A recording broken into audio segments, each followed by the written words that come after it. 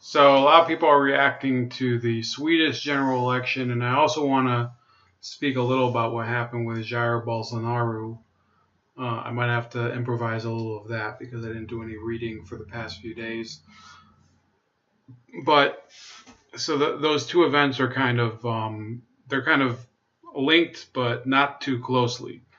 Jair Bolsonaro is the presidential candidate for Brazil's, one of Brazil's more right-wing parties, and he was stabbed a few days ago, and he is still considered right now a very, a very strong person to, uh, going into the first round of the balloting next month. And he's just been endorsed by by one of the soccer players over in England, Brazilian soccer player Lucas Moura. So for those of you that don't know, in Brazil the election is it's kind of a circus at this point. You see their former president Lula, uh, Luiz Inácio Lula da Silva, is barred from running again because he has been convicted of a number of corruption offenses. So that guy would have probably won walking away in the first round, because Brazil has traditionally been a country where progressive left wing or social democratic politics is really the norm, and the obverse side, the pro business, liberal economics, liberal meaning less government intervention, that's kind of the exception to the rule, and though that's kind of a growing movement, but it's not quite there. It's not quite at the level it needs to be in order to really be a threat. But Bolsonaro would probably be the gateway towards that. He was stabbed last week during a campaign event in Minas Gerais, which is I think in southeastern Brazil.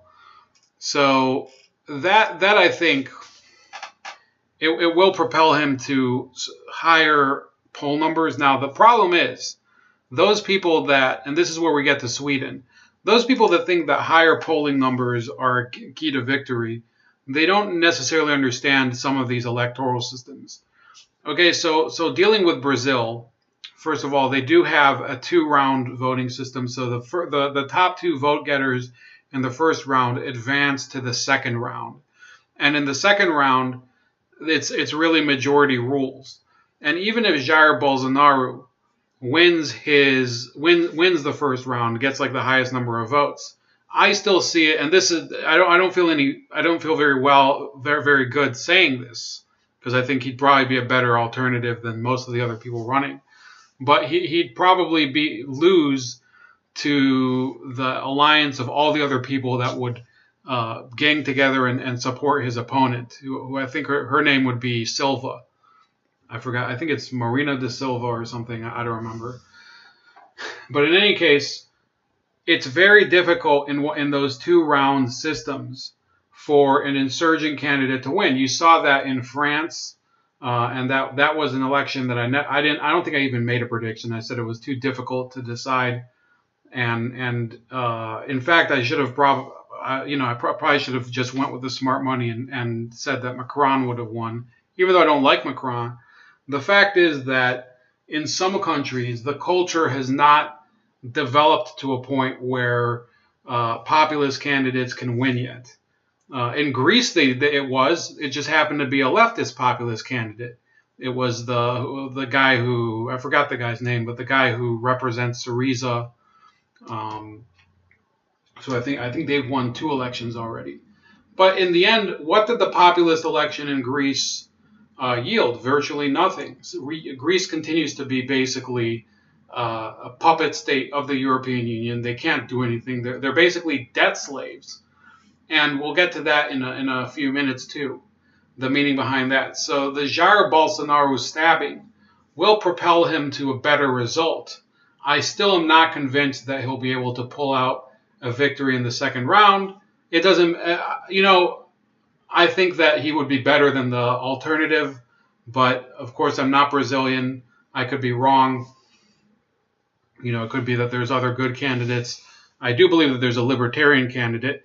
And there are a number of various alternatives along both the left and the right, obviously, that I don't know as much about as I do about Lula and him. So that's it for Brazil. But talking about Sweden, in Sweden, there was a general election over the weekend on Sunday, I think. And this is the Guardian talking. And it says here, like all elections, Sweden has produced a lot of numbers. One number has received more attention than all the rest. 17.6%, the percentage of the vote that went to the right-wing anti-immigrant nationalist Sweden Democrats, their highest ever score, and enough to make forming a new government a very complicated job for the mainstream parties. A few other numbers, however, deserve a closer look. The populists advanced by 4.7 percentage points, a strong performance by any standard, but very far from the 12-point leap to around 25% that they themselves and many pollsters had predicted. So that's true. The populist right, the Sweden Democrats, fell far short of what was expected.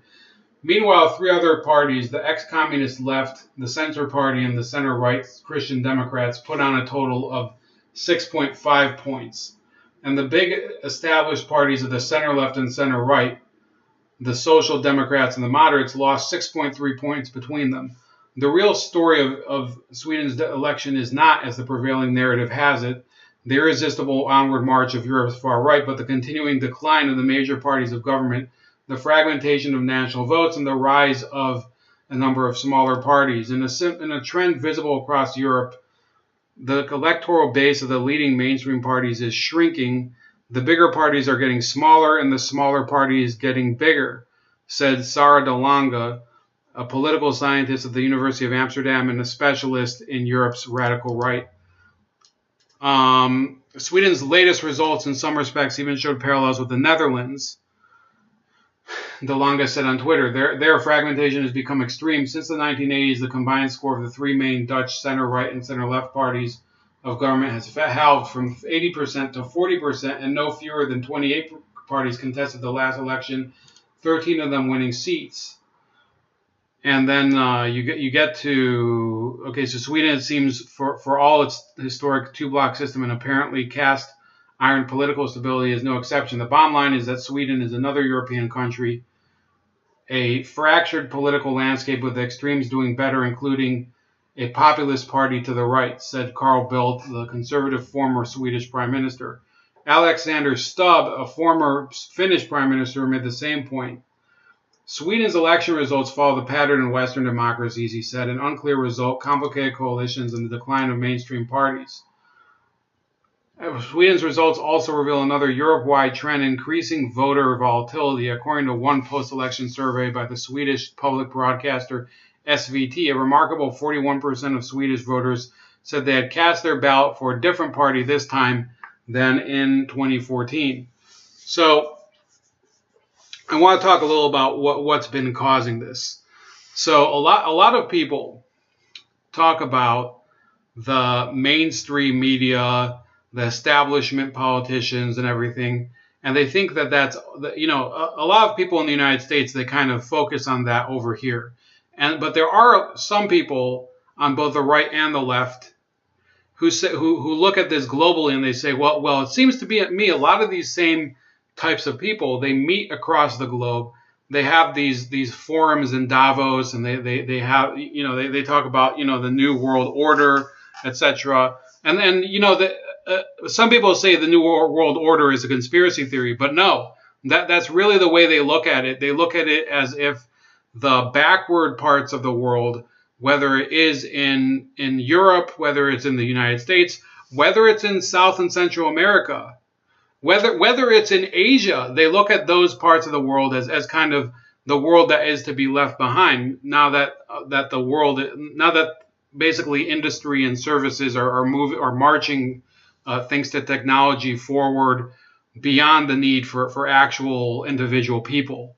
That's the way that those leaders have looked at parts of their own countries. You can go to Australia and they talk in the same types of terms as they do here in the U.S. about flyover states about so over there I'm not sure exactly what the term would be. In Britain they call it Little England. In France there's kind of a disconnect between urban and rural voters, and there have already been people who have made hay out of that. It's not just now. Look, if you're somebody on the right, there are certain YouTubers that really make a lot of they get a lot of attention from this. Steve Turley is probably the most famous of them, and he has like some pretty in-depth analysis of it. But it's not just people on the right. It's not just people on the right. Slavoj Žižek, who is one of the more famous modern Marxists from Slovenia, I don't really like him. He kind of has like a really annoying voice, but he's well respected on the left. He's I think a Hegelian Marxist. He calls himself. He's called basically the immigration waves of the past few years a disaster for the working people of Europe, and he's correct, because the more people come in from these countries of North Africa and the Middle East to Europe, the traditional voter base, the traditional union population of Central, Eastern, and Northern Europe are basically eroding. And by the way, that's I guess we shouldn't even limit it to those areas. Any part of Europe, you could talk about Britain, you can talk about Ireland, you can talk about Spain, you can talk about Greece and Italy. All of them have large populations of state workers, of union workers, tradesmen or whatever, that are simply, they don't know what to do with this changing demographic shift. So do you think those people are going to support the traditional left that is pro-European Union? Do you think that they're going to continue to support people who have consistently said, well, we're the people in the center, whether we're center left or center right? Or do you think we're going to continue that they're going to continue to put the ballot in the box for those people? Probably not. Populations change, societies change, attitudes change, and that's what's been going on in those countries. And in Sweden, yes, this was a setback. I was watching Peter Sweden's live stream for I think like 10 or 15 minutes on Sunday, and he was just dejected because I think they had built up their expectations too high. They thought that the Sweden Democrats would win 25% of the vote, and I thought they would do better than they did. And to be honest with you, people are calling the Sweden Democrats a threat to democracy in Sweden, and a threat to and basically these racists or whatever. Look, if you accept democracy as the model for government, then you can't complain when people turn to this party. Which, by the way, I think that they have basically committed to of course abiding by the laws of Sweden. They've never been like an insurgent group the way that some of these critics of right-wing populism, they're plenty welcome to accepting groups that were openly for terror, such as the IRA and the Sinn Féin over in Ireland. They have no problem with those people. They have no problem with certain groups like that throughout Europe, basically integrating themselves into the political system that actually did carry out violence in the past. So I don't really, I don't think I should endorse parties in certain countries, whether it's Sweden. Obviously, I think in Italy, I was more willing to jump in and say, yes, I think this is the type of party that should take the reins, because that's what Italy needs. But essentially, I think a couple of things happened in Sweden that explain what's going on. First of all, Sweden is not a country that I think in its character is willing to take as courageous a step as is needed in one election to really assert its own rights. And the reason I say that is because, yes, Sweden has for years been a very multicultural feminist country, and I don't think that they have the cultural they don't have the cultural traits yet in order to turn away from what's really been kind of a crisis trend as of late. You just see these migrants coming in. Of course, there were the fire bombings of the past month, and there are certain parts of Sweden where the majority of people don't even speak the native language, and it's a very sparse country in general. So I think that unfortunately the same issues that have caused it to fall to the level that it is right now, and many Americans don't understand that. Many Americans of the Bernie Sanders type, they think Sweden is this amazing country. Well, if it is, then why is the existing political order basically fragmenting, and they can't even put together a government? The reason is that they've gotten themselves into such a deep crisis. They've bitten off so much that they can't chew, that people have gone into this sort of autopilot, and there's still only a minority of people who are really willing to sit down and say, yeah, we have to rethink what our priorities are. Are our priorities bringing in people that we don't know how to absorb? We don't have a consistent message of what they're supposed to integrate into, and we don't even know basically what type of work they're going to be able to do in the future? Or should the emphasis be on guaranteeing a better future for the people that were born in this country, the native-born Swedish people? Of course, there are also immigrants that were born in Sweden who have Swedish citizenship.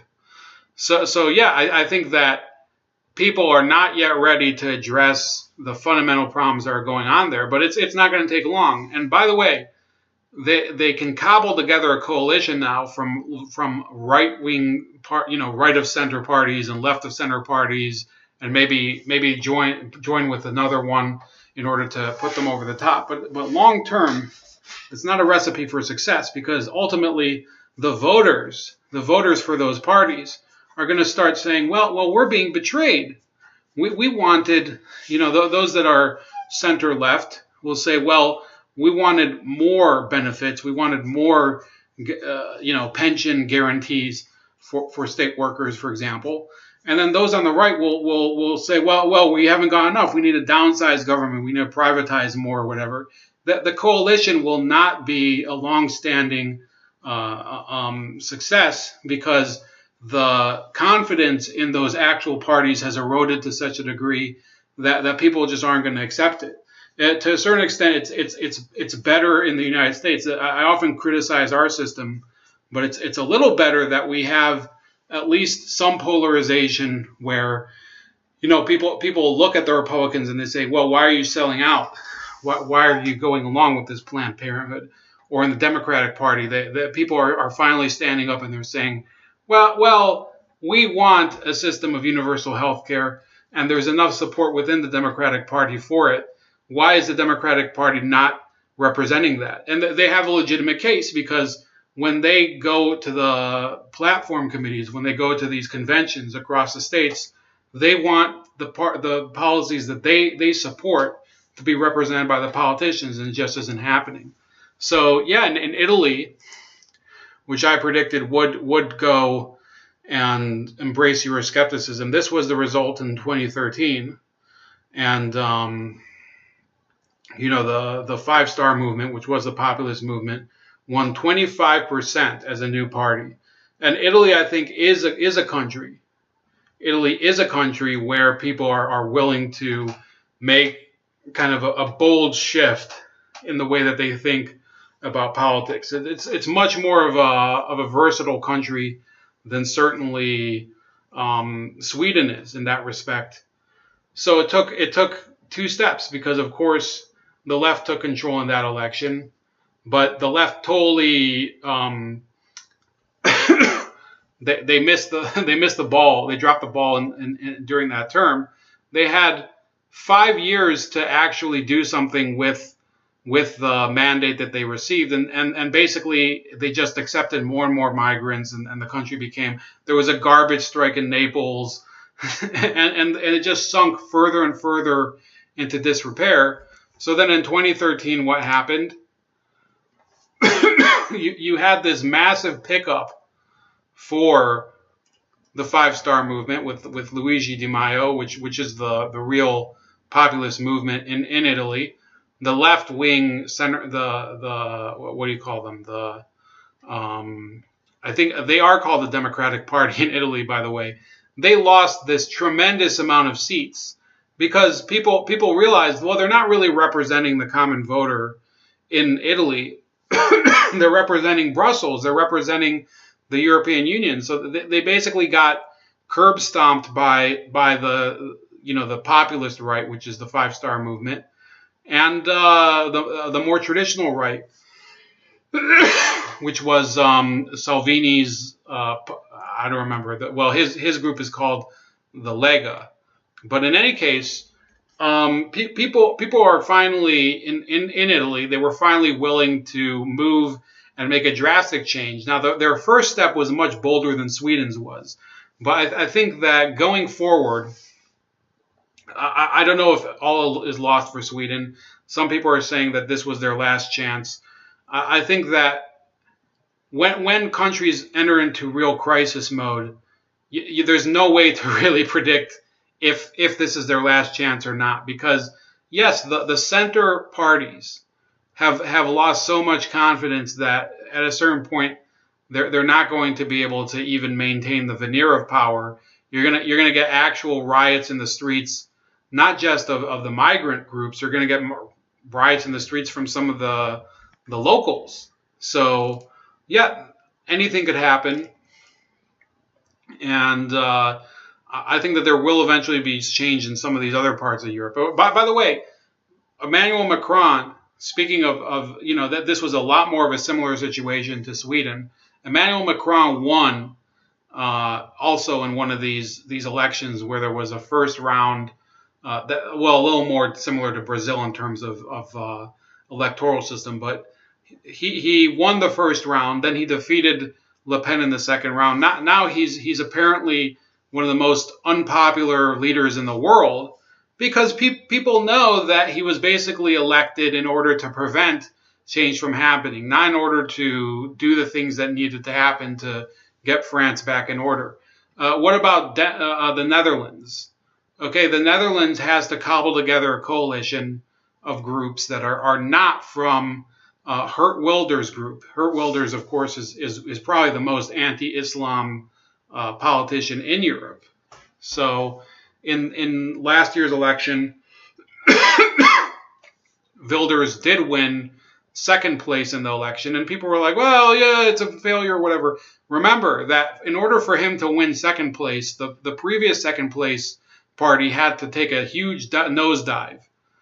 And by the way, the other thing that I've been noticing before we close is that people are starting to pay attention again to Steve Bannon. And this is entirely the doing of people on the left. It's not right-wing outlets that are hosting, some of them are hosting him, but the majority of right-wing outlets kind of started to ignore Steve Bannon after last year's Alabama Senate race when they lost. And then, of course, there was the big blow-up with Donald Trump and the Michael Wolff book, where Wolff revealed that he'd had some sort of conversation with Bannon, and Bannon had said something disparaging, and then Trump called him Sloppy Steve. And after that, basically, Bannon's star, he was like a meteor. It was like gone. Well, who's rehabilitated Steve Bannon? You can actually see, let's type his name into YouTube. So he's been on Bill Maher. 3 weeks ago, he was on The Beat with Ari Melber. ABC News Australia, The Telegraph, which is kind of a right-wing publication in England, but it's not very right-wing. It's more of the center-right, The Telegraph. BBC Newsnight 3 months ago. Channel 4 News in Britain 3 months ago. Global News in Canada, which is a centrist publication, just 2 days ago. I don't know who this is in Germany. Good Morning Britain 2 months ago. Bloomberg Politics 3 months ago. Vox, well, that was a year ago, so never mind that. That was before his downfall. CNN 3 months ago, CNBC. These are not, again, these are not right-wing news outlets. CNBC, if you want to call CNBC a right-wing news outlet, you have to be somebody who's on the left. So yes, technically, if you want to look at them because they're a corporatist, corrupt news outlet, absolutely. Then you have RT was covering him 5 days ago because obviously there was this issue with somebody pulling out a festival because he was in it.